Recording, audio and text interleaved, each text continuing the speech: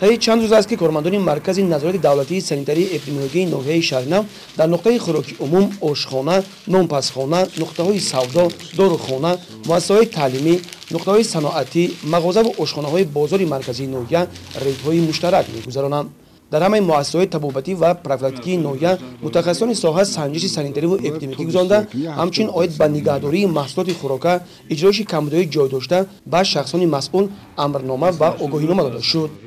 در مرکز نظارت دولتی سانیتری اپیدمیولوژی ناحیه 418 об'єкт‌های گوناگون به قید گرفته شده است. در سال گذشته از آن об'єкт‌ها نسبت 111 نفر شخصان واقعی و حقوقی به مبلغ 17,000 جریمه ها ستانده شدند. اینچنین برای با قاعده و معیارهای سانیتری مطابق نبودن فعالیت 14 تشکیلات و مؤسسه و دکان‌های فروش محصولات‌هایی که به طلبات سانیتری جوابگو نیستند بازداشته شدند.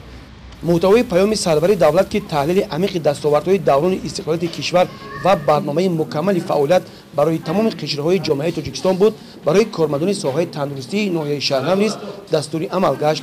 بلند برداشتن سطح خدمترسانی مؤسسه‌های طبابتی یکی از وظیفه‌های مهم است که مسئولیت کارمندان ساحه را دوچند می‌گرداند.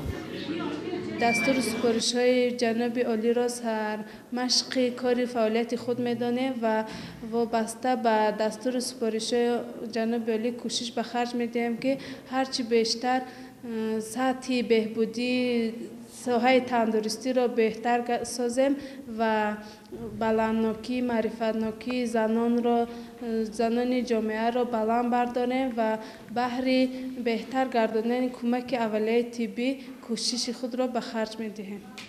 در اساس نقشه و چاره‌بینی‌هایی که برای ادامه سال جاری طرح‌ریزی شده است، مؤسسه نظارت دولتی سانیتری اپیدمیولوژی ناحیه شهرنو چنین سنجش‌ها را در نقطه‌های خوراک عموم، نقطه‌های سودا و در بازارهای مرکزی ناحیه می‌گذراند. انجام فعالیت پیوسته متخصصان ساحه از یک طرف جهت سلامتی اهالی روانه شده باشد، از دیگر جانب مسئولیت صاحب ملکان و صاحبکاران را دوچند می‌گرداند.